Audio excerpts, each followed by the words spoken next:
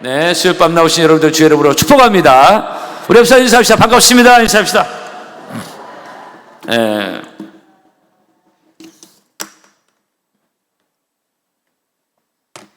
초중고청 여러분들을 환영합니다. 네, 오순절 성령 대강림 사건 이후에 교회 내에서는 뜨겁고 능력 있는 그런 영적 은사들이 나타나게 됐습니다. 당시 이러한 신령한 은사들은 그동안 우상에게 끌려다니면서 오늘 본문에 나오는데요, 영적부지에 허덕이던 불신자들을 회심케 해서 예수의 복음을 널리 전파 확산시키는데 크나큰 역할을 했습니다. 이 성령 역사의 특징이 왜 있으며 누구에 의해서 있으며 또 어떤 뜻에 따라서 있느냐, 첫째로 왜 성령의 역사가 있느냐, 오늘 보니까 교회 유익을 위해서 7절에 각 사람에게 성령을 나타내심을 유익하게 하려, 성령을 주심은 왜 주시냐, 유익하게 하는, 교회의 유익을 위해서 성령을 주신다는 것입니다. 주님께서 이 땅에 세우신 교회를 온전히 세우고 능력 있게 하기 위해서 이런 신령한 은사를 주셨다는 것입니다. 그러므로 성령의 은사를 받은 각 개인은 이 모든 은사를 사모하고, 그리고 은사의 주인 되신 하나님과 주의 몸된 교회를 위해서 그 은사를 사용해야 된다는 것입니다.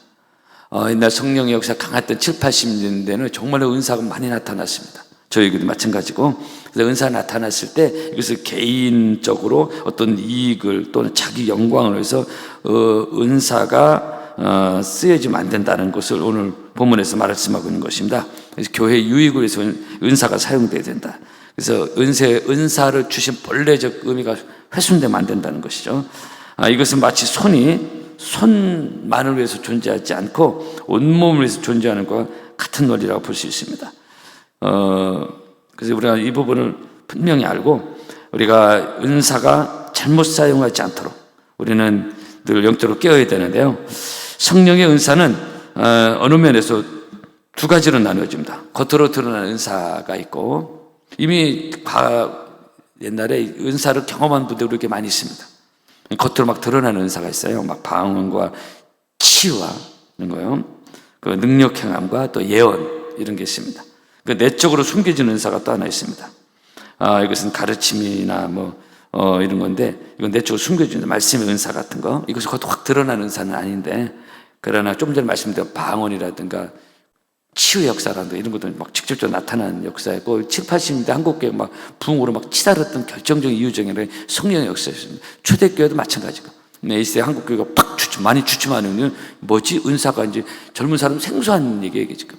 옛날에 다반사로 일어났던 보편적인 기적이 상식이 되는 그런 것이 너무 많이 있었거든요. 그러면서 수많은 사람들이 교회로 몰려들고, 근데 교회가 기도하지 않고 영성을 잃으면서 이게 많이 사라져서 생소한 초신자라든가 젊은이들은 감이 잘 안 잡힐 수 있는, 근데 이런 것들이 많이 있었습니다. 겉으로 확 드러나는 은사가 많이 있었고, 숨겨진 은사, 이 겉으로 드러나는 은사는 예를 말씀의 은사라든가, 또 교회학교 교사, 목사들은 그런 은사가 있으면 당연히 필요하고, 교회학교 교사, 구역장, 구역장입니다, 이런 분들, 말씀의 은사가 있으면 평신도인데도 그 말씀의 은사를 통해서 아이들이, 아니면 구역 식구들 변화되어지고 그 말씀을 통해 은혜 받는 그런 역사가 많이 있었어요. 또는 이런 은사도 있습니다. 말없이 뒤에서 몸된 교회를 섬기는 봉사예요. 그랬던 은사예요. 이 교회를 누군가도 섬기게 되잖아요. 그래서 드러나진 않지만 말없이 교회를 사랑하고, 그래서 정성도, 우리가 어떤 분이 한 몇 달 전에, 한 두 달 전인가, 자기 청소를 하고 싶다. 교회 관리 집사님이 계시지만, 그러니까 그런 마음이 오니까 그렇게 하는 거죠. 누가 시킨 건 아닌데. 그것도 은사라는 거예요. 그러면서 오늘 저희가 읽지는 않는데 29절에 보면 다 사도겠느냐? 한번 다 목사겠느냐? 다 선지자겠느냐? 다 교사겠느냐? 다 능력을 행하는 자겠느냐? 아니, 다양하다는 것입니다. 이 모든 은사가 다 귀하고 소중한 하나님의 선물이라는 거죠. 어떤 은사는 덜 귀하고 그런 게 없다는 것입니다. 예를 들어서 보편적으로 병 고치는 은사가 나타났다. 옛날에 이게 툭툭 평신도사에서 많이 일어났었는데, 이 병 고치는 은사가 이렇게 봉사하고 청소하는 은사보다는 훨씬 더 큰 은사다. 우리는 그렇게 생각할 수 있다, 이게. 저분 신유의 은사가 나타나. 저희 이제 교단에서 어떤 장로님이 계신데, 이 장로님이 영적으로 깨어있고 순수할 때 막 신유의 은사 나타나고, 이 장로님 막 기도하면 병들이 낫는 거예요. 그래서 그렇게 성령의 은사로 쓰임 받다가 이분이 어떻게 이제 총회 정치적인 정치로 들어오면서 이 영성을 잃어버린 거야. 그러니까 이게 총회 정치하면 다 그렇게 된다는 게 아니라 이게 처음에 첫사랑을 잊어버린 것처럼 성령이 강하게 역사했던 분인데 이게 사라져버린 거예요. 마치 머리 잘린 사울 삼손처럼 그렇게 된 것이죠. 그래서 이 참 중요한 하나님의 은혜요 선물인데, 그래서 다양하다 이거죠. 그래서 어떤 거는 병 고치는 대단하다, 봉사하는 거는 별로다. 그거는 우리 기준으로 판단하는 것이죠. 하나님 앞에서 모두 다 귀한 은사라는 것입니다. 하나님 우리에게 그런 마음을 주시고 그런 은사는 선물이라는 뜻도 있거든요. 하나님 주신 선물이에요. 어떤 사람은 이런 선물 주시고 어떤 사람은 저런 선물 주시고 그 은사대로 하는 거지, 저거는 굉장히 큰 거고 그렇지 않다는 것입니다. 하나님 앞에서 모두 다 귀한 은사라는 것입니다. 마치 손, 발, 얼굴, 귀, 코, 다리 모든 것이 합하여서 한 몸을 이루듯이 어느 것 하나 귀하지 않은 것이 없다는 것입니다. 손가락, 발가락 같은 거 이렇게 사소해 보이지만 그거 문제 생기면 장애인 되잖아요. 얼마 전에 제가 고등학교 친구를 만났는데 공무원 생활하다가 은퇴했는데 이제 은퇴하면 텃밭 같은 거 많이 갖거든요. 텃밭을 가꾸다가 손가락 끝에 가시가 딱 들어갔어요. 가시 같은 거 있잖아요. 근데 이제 면역성이 떨어져서 그냥 자꾸 골마가지고 손톱에 빠져버리고, 그래서 이제 손톱이 다시 나서 치료되는가 싶더니 또 안 좋은 거예요. 거기서 뭐가 또 곪기 시작한 거예요. 그래서 그랬더니 동네 병원 갔더니 병원에서 큰 병원 가보라고. 가봤더니 골수염이 된 거예요. 골수암은 아닌데 골수염이 돼요. 그 손가락 밑에는 뼈에 염증이 생긴 거예요. 그러니까 그 입원 치료를 해야 되는. 이게 참 손가락 끝에 가시 찔림으로 시작돼 이게 온몸이 아프게 되는 거죠. 그죠? 그렇습니다. 그래서 이게 손가락은 귀하지 않고 그렇지 않다. 이게 우리 몸을 다 아프게 하는 것이죠. 그래서 어느 지체 하나 귀하지 않은 것이 없다. 그래서 이 모든 우리 지체를 우리가 표현하고 있는데, 이 모든 지체들을 통해서 주님의 몸된 교회를 정상적으로 움직일 수 있는데, 다양한 은사를 통해서 하나님 주신 다양한 감동을 통해서 이 교회가 세워지고 움직여 나간다는 것입니다. 할렐루야. 예를 들어서 우리 총료선교들 매주 고생 많이 하시고 음식 준비하시는데 아무도 주방 쪽에 관심이 없다. 절대로 주방 안 들어가고 싶다. 먹는 건 먹지만 거기서 일하고 싶지 않다. 그럼 우리 주일날 다 굶어야 되잖아요. 근데 또 거기에 마음을 주시고 그 달란트에 있는 분들이 또 그런 마음에 또 권유도 있지만 또 본인의 자원에 써서 거기서 섬김으로써 또 교회가 세워지고 예배 마친 뒤에 모든 성도가 행복하게 식사를 할 수 있는 그것도 은사거든요. 그죠? 확 드러나는 은사는 아닌데 또 중요한 은사로 교회를 세워나가는데, 교회가 이 하나의 코이노니아를 이루는데 굉장히 중요한 역할을 하는 것이고요. 그죠? 축복합니다. 그러므로 모든 은사는 다 하나님의 귀한 선물이다 이게. 그리고 교회의 유익을 위해서라는 것. 오늘 7절 말씀대로 따라 합시까요? 은사는 교회의 유익을 위해서. 아멘. 그 나의 유익이 아니다는 것입니다. 아주 옛날에는 어떤 은사가 나타나면 그 은사를 가지고 막 돈벌이 하는 사람도 있었어요. 자기 돈벌이. 이건 큰일 나는 것입니다. 그러므로 우리는 그 은사 때문에 교회가 조금이라도 시끄럽거나 시험 들거나 분란이 되면 안 된다는 것입니다. 7, 80년대 가끔 이게 있었습니다. 그래서 하나님의 뜻이 아니다. 그래서 교회는 늘 말하는데 절대적 순종이 필요한 것입니다. 순종이 제사보다 낫다. 순종이 사역과 봉사보다 낫다는 것입니다. 그래야 질서가 잡혀지는 것입니다. 교회가 질서가 무너지면 아무것도 아닙니다. 이게. 지금 요즘 질서가 무너진 교회 너무 많잖아요. 교회가 아닙니다. 성령님은 하늘 말씀이 먹혀들질 않는데.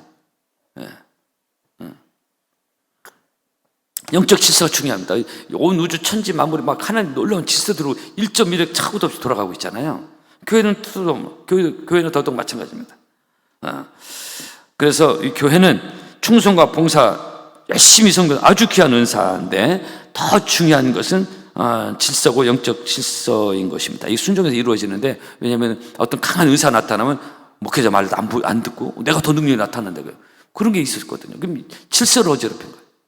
그래서 교회가 시끄러워지고 그 은사 때문에 오히려 분란이 일어나고, 그러면 교회의 유익을 위해서 주신 은사가 엉뚱하게 쓰여지는 거예요. 착각해가지고. 사람들 착각하기 쉽거든요. 그래서 교회들이 시험 들고 분란 들고 어려움 있는 경우가 왕왕 있었습니다. 은사는 좋은데 그 은사 때문에 그 은사를 잘 착각해가지고 그래서 문제를 일으키는 것입니다. 그래서 이런 은사들이 효과적으로 말씀과 순종의 어떤 선을 벗어났을 때 발생되는 게 굉장히 많다는 것입니다. 그러므로 우리는 내가 받은 은사가 지금 확 드러나는 은사든 아니 어떤 은사든 간에 내가 하나님에게 주시는 은사가 교회의 유익을 위해서 건강하게 잘 사용되어지도록 늘 조심하고 순종하고 영적 질서를 잘 지키는 우리 모두가 되었으면 좋겠습니다. 그래서 성령의 역사가 교회의 유익을 위해서다. 지금 세상은 자기 멋대로 자기 하고 싶은 데 다 해버리잖아요. 자기 목소리 막 내고. 근데 교회는 그런 곳이 아니다라는 것입니다. 두 번째로 누구에 의해서 이런 은사가 나타나냐? 한 분 성령 하나님에 의해서. 오늘 11절에 이 모든 일은 같은 한 성령이 행하사 그래서 같은 한 성령이 행하사.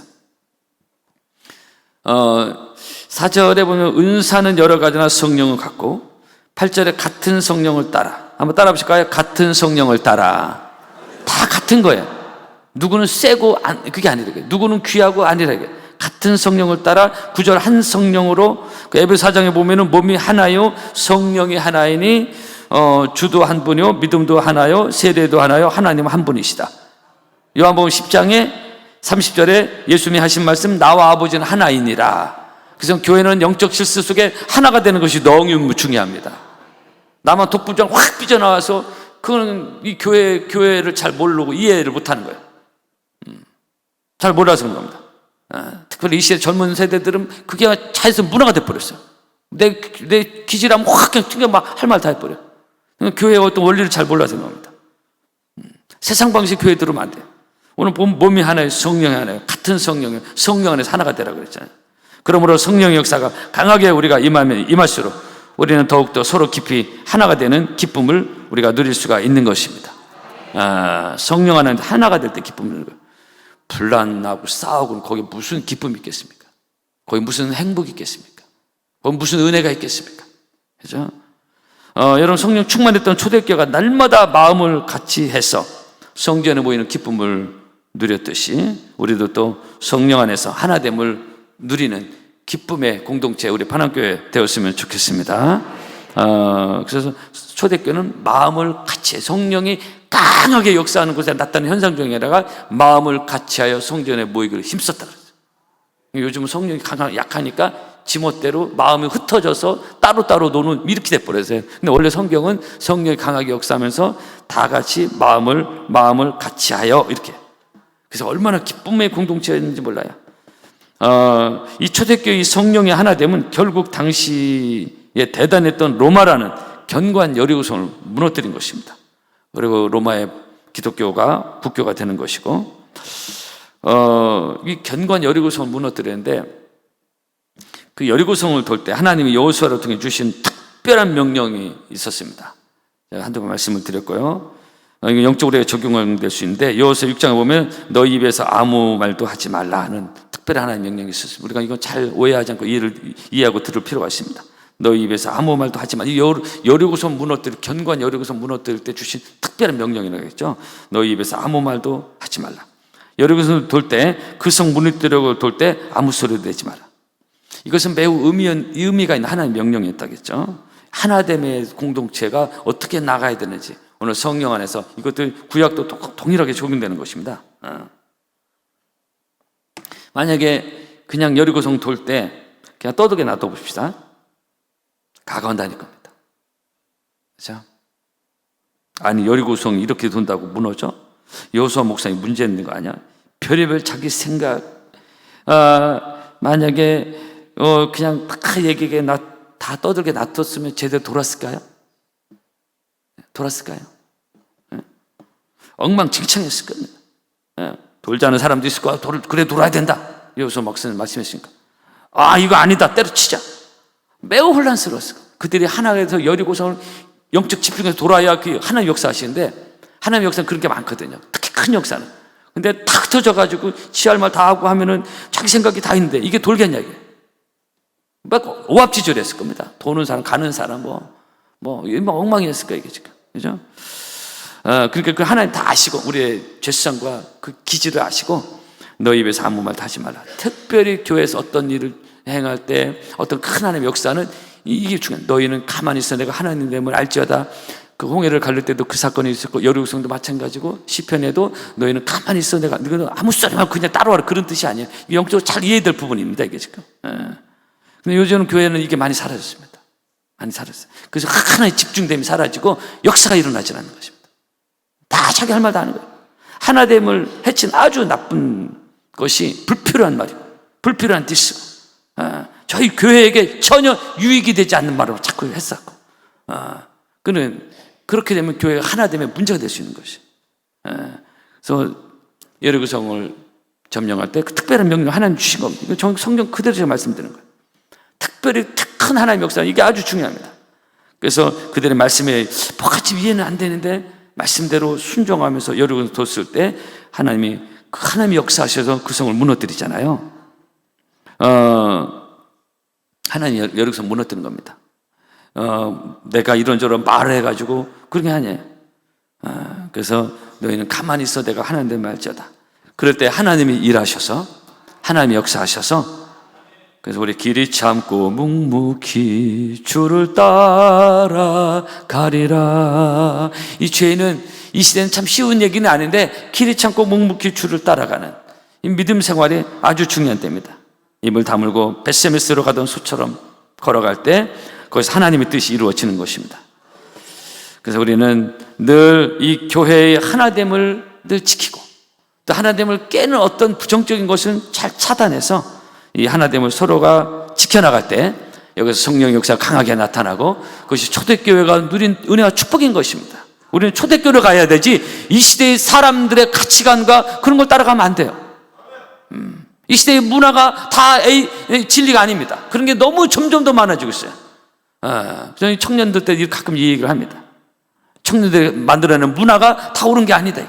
그런 게 그렇지 않은 게 너무 많기 때문에 영적으로 깨어있지 않으면 그런 문화에 우리가 습득돼서 이렇게 우리도 그렇게 갈 수 있다 이게.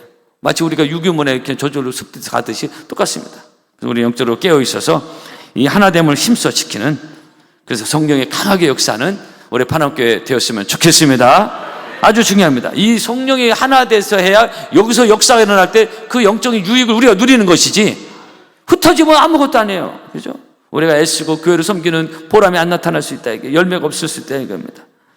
그래서 우리가 영적 하나가 돼서 우리가 믿음으로 이 주님을 섬길 때 여리고성이 무너졌듯이 우리 안에도 영적 승리와 은혜가 있을 줄로 믿습니다. 그래서 이 시대는 다 자기 생각 개성이 너무나 강하고 그런 시대인데요. 교회들마다 이것 때문에 힘을 못 씁니다.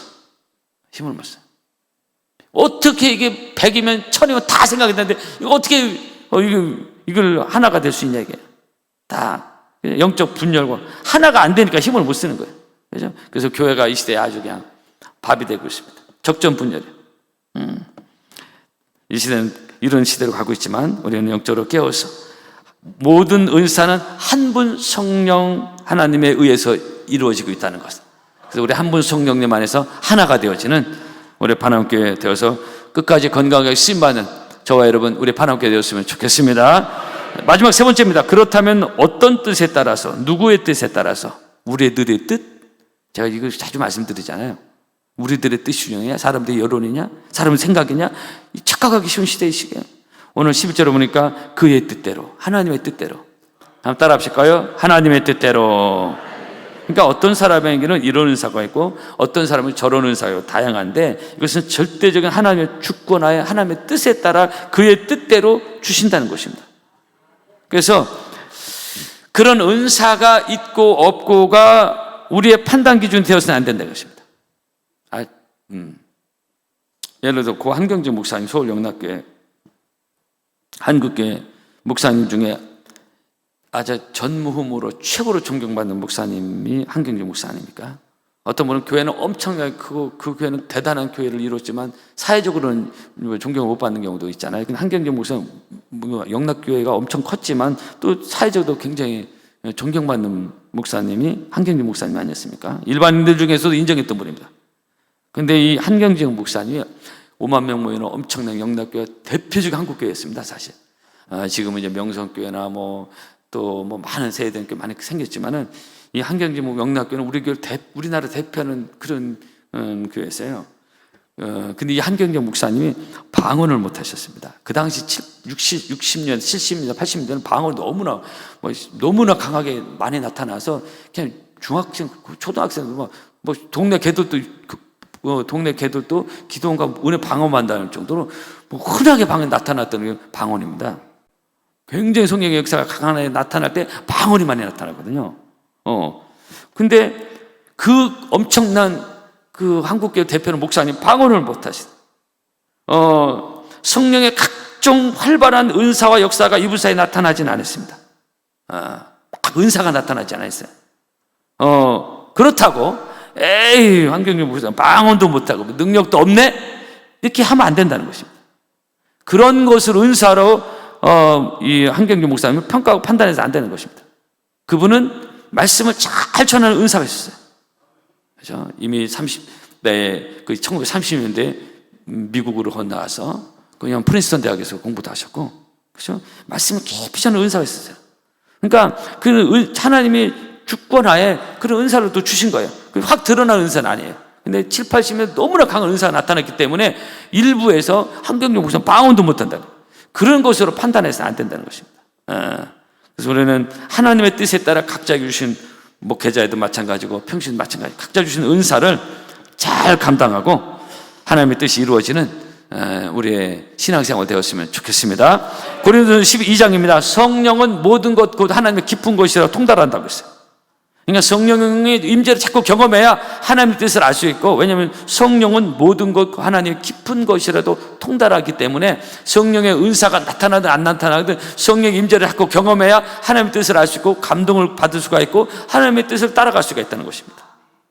여러분들 주의 이름으로 축복합니다. 때로는 그것이 강하게 나타날 때 은사로 나타나는 것이고, 드러난 은사도 있고 아까 좀 전에 말씀대로 감춰진 은사도 있다. 근데 이 모든 것이 한마디로 교회의 유익을 위해서, 그리고 서로 성령 안에서 하나됨으로 하나님께 영광 올려드리는 그런 공동체가 되기 위해서 하나님이 성령의 역사를 우리에게 주시고 교회 부흥의 이 성령 역사를 우리에게 주신 것입니다. 우리 반항교회가 이 시대 영적으로 메말라가고 이 시대, 성령이 뭔지 은사가 뭔지 감각도 없어지는, 그저 그냥 설교하면 빠지게 한번 히트치면 이런 식으로 갈고 있는 이 시대에 우리는 영적으로 깨어 있어서 성령의 은사가 나타나고 성령의 임재를 경험하고, 그래서 이 시대 성령의 역사는 지금 영국 교회가 다 죽었다고 하는데 새로운 성령의 불의 역사가 일어나는 교회들이 일어나고 있습니다. 그래서 한국 교회도 마찬가지. 영적으로 7, 80년 같지 않게 많이 죽어 있다고 하지만은 다시 한번 하나님께서 우리 반항교회 또한 하나님이 세우고자 하는 교회들을 통하여 새로운 성령의 새바람이 불어나는 그런 역사가 우리 가운데 있기를 바라고요. 그래서 여러 가지 각자의 은사가 하나님의 영광에서 쓰임받는 모든 여러분 되기를 주의 이름으로 축복합니다. 할렐루야. 찬양하겠습니다.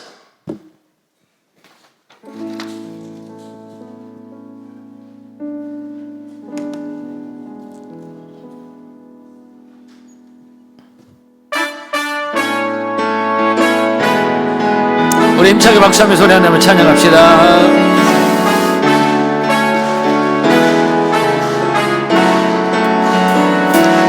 성령 하나님 나를 만지소서. 상하고 깨어져 지친 나를 새롭게 하소서. 성령의 바람 시들은 내 영 살리소서.